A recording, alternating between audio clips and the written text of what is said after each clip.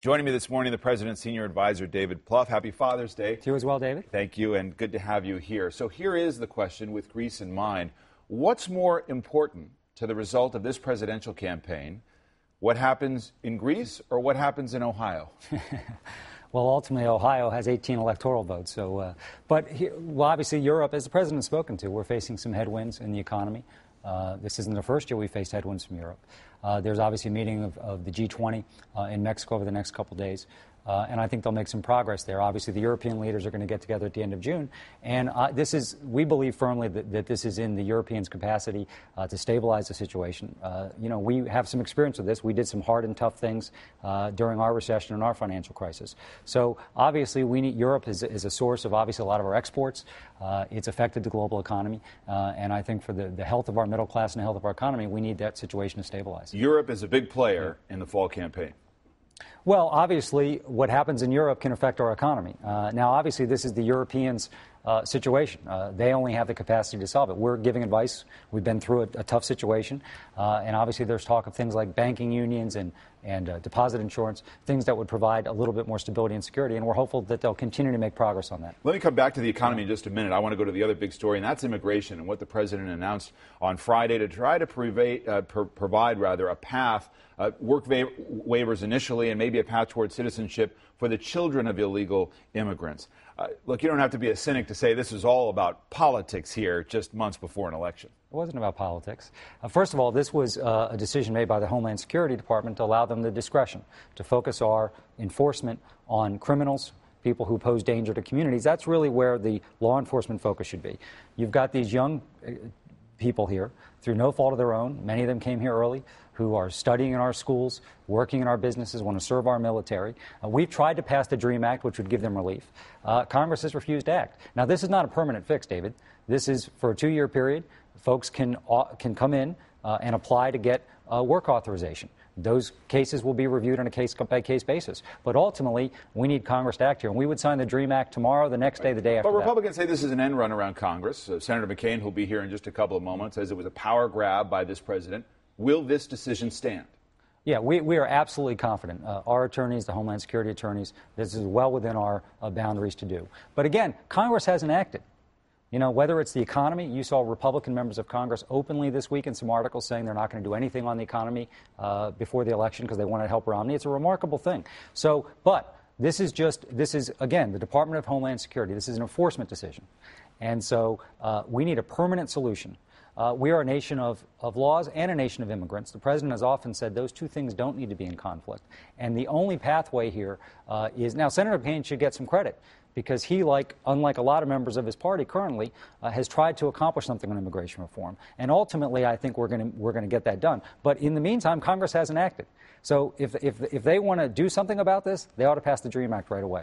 This president has dramatically increased the number of deportations. Yes. Getting illegal immigrants back out of the country. He has not, as he had hoped to do and promised to do, passed comprehensive immigration reform. Why do you believe this president has an advantage over Mitt Romney when it comes to Latino voters? Well, we obviously deportations are up. We're doing a terrific job on the border. We've provided more resources down there. We really need to be focused on deporting criminals and those that have records. 80% increase, by the way, in deportation of criminals. And that's where the focus needs to be, not on kids who are just trying to earn a piece of the American dream. Listen, I think as it comes to Latino voters, huge supporters of health care reform. Mitt Romney, if he's elected president, said he'd get rid of health care reform. Huge supporters of student loans. Mitt Romney would decimate student loans.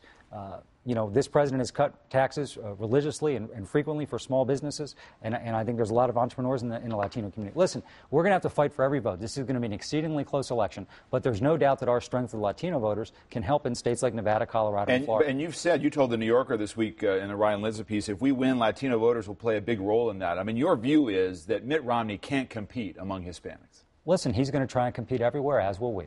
This is going to be a very, very close election. But I think it's close. Listen, let's just talk about immigration for a minute. Mitt Romney said he would veto the DREAM Act if he's elected president. Veto it. During the Republican primaries, in debate after debate, he talked about how he would just send the 11 million people home. So if you're looking for immigration reform, comprehensive reform, Mitt Romney is he's been clear he's not going to be a solution here. So I think that the Latino community now, they're like every voter, very focused on the economy. Who's going to be better on the middle class? That's a speech the president gave in Ohio this week, which is there's a choice in this election economically. And that's what we need to focus on, because rarely have we seen the differences so profound on the economy. Well, and on the economy, we'll come back to that. Basically, the strategy is if the president wins, taxes have to go up. And that you feel like you'll have the leverage, taxes on upper earners in the country will go up. And that's really a take it or leave it deal that you'll present to Republicans. Fair? Well, this president has cut taxes for the average middle-class family $3,600. He would sign a permanent extension of the Bush tax cuts for the middle class anytime Congress passes it. But this is a big difference. The Republican philosophy, Mitt Romney's philosophy, the congressional Republican philosophy, is the same policies that led to the Great Recession in the first place. But my yes. question, though, let's get back to my question, which is what you'll say is if the president wins, taxes for wealthy Americans have to go up. That's going to be the basis of any grand bargain on the budget deficit. Taxes have to go up. Yeah, we think that here's the recipe for deficit reduction package. It's obviously revenue through. Now, tax reform means the president's interested in lowering the corporate tax rate. We're interested in getting rid of a lot of loopholes, lowering rates if we can. But yes, the wealthiest Americans will have to pay a little bit more, do their fair share, along with spending cuts, along with entitlement reform. Whether it's Simpson Bowles, Domenici-Rivlin, any independent economist that says, what's the recipe for long-term fiscal package? It's at its core balance and fairness, and that's been the barrier. The reason we weren't able to get a big deal last year, the so-called grand bargain, was the insistence on Republicans to, at all costs, and by the way, it's not just on the deficit. What is their single economic idea? It's to cut taxes for people like Mitt Romney and somehow hope that trickles down to the middle class. It didn't work then, and it's not going to work now. Let's talk about what's worked then and what's not working now. Mitt Romney says this is purely a referendum on the president's record, 3.5 years in office, and where is the economy? Now, Bill Clinton, the former president, who's been a surrogate for this president, sometimes off message, but a surrogate nonetheless.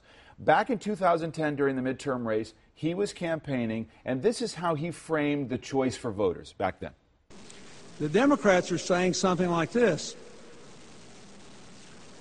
Look, we found a big hole that we did not dig. And we didn't get out of it in 21 months, but at least we quit digging. Don't go back in reverse. Give us 2 more years. If it doesn't work, you have another election in just 2 years. You can vote us all out then. Well, the election is here. Things have not changed. Why shouldn't people take former President Clinton's advice and say it hadn't worked after one term, we should choose an alternative? Well, David, first of all, let's remember where we were. We were on the verge of a Great Depression, caused by the same policies, by the way, that Governor Romney and the Republicans in Congress want to go back to. We've stabilized. We've had private sector job growth now for 26 straight months. The president's the first person to say the economy's not as strong as any of us would like to do. But every election is a choice. Mitt Romney, when he was governor of Massachusetts, had the worst economic record in the country, #1 in debt, 47th in job creation. So he's tried it there, and it didn't work. We saw what happened in the last decade. Falling incomes, lagging job growth, exploding deficits. Mitt Romney and his congressional allies, by the way, Mitt Romney's appearing with Speaker Boehner today in Ohio, which is fitting, because ultimately he's going to pick a vice president to run with, candidate. But ultimately, his running mate from a policy perspective is the congressional Republican agenda. He's adopted it hook, line, and sinker. Do you want to go back to the policies where we exploded our debt, middle class fall farther behind? The only answer is tax cuts for the wealthy paid for by working Americans, shortchange things like education. We need to focus this. Here's, David, this is going to be a close election. That's not going to change between now and November.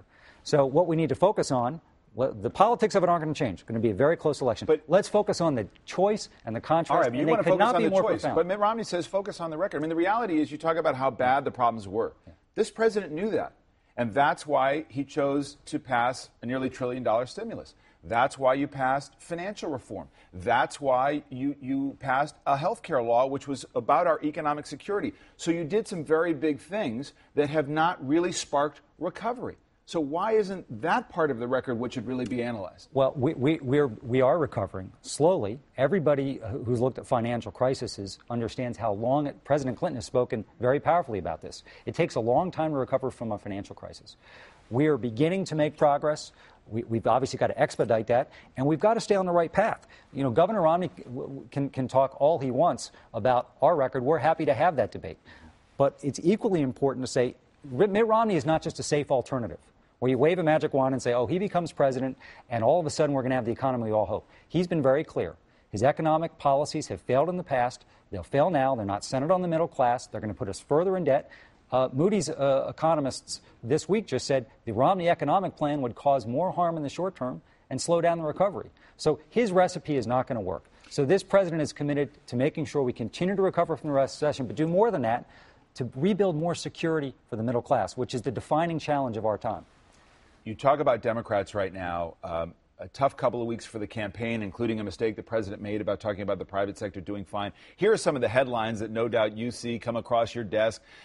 Concerns among Democrats, a feeling that major donors feel that he could actually lose. Jim Carville worried about Obama's message on the economy. Are you dealing with a sense of panic among Democrats? No. Listen, I think what we need to do is embrace the fact that this is going to be a close election. It's going to come down to a few votes per precinct in a few states. And what we need to focus on, like a laser beam, is fight as hard as we know how with every fiber of our being to win this election. Because this country cannot afford. President Clinton actually said it would be calamitous for the country if Mitt Romney is elected president. So the stakes here are enormous. The choices are profound. And what Democrats need to do, and anybody who supports this Republican, independents and Republicans out there, is work like heck to win this election. That's where we need our energy focused, not on kind of some of the hand-wringing that, sometimes occurs in our party. Latinos decide the race. Can we infer that based on the attention that the president's giving to immigration, something that he could actually do with this order on Friday? Now, listen, you can't say that one voting group or even one state, it's too premature to say that. This is going to be a close election. Now, listen, we're running a grassroots campaign. We believe in registering voters, turning them out, neighbors talking to neighbors. Our campaign's building, I think, the best grassroots operation you've ever seen to win a close race. But, again, this is going to come down to a few states. We think we've got a lot of strength with Latino voters, with women voters, but we're going to have to fight for every vote. Before you go, do you think, and does the president believe, a special counsel will be necessary to deal with all of these leak questions that have come out?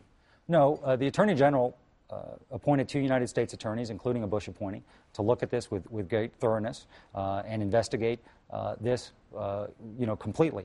And we think that's a smart move.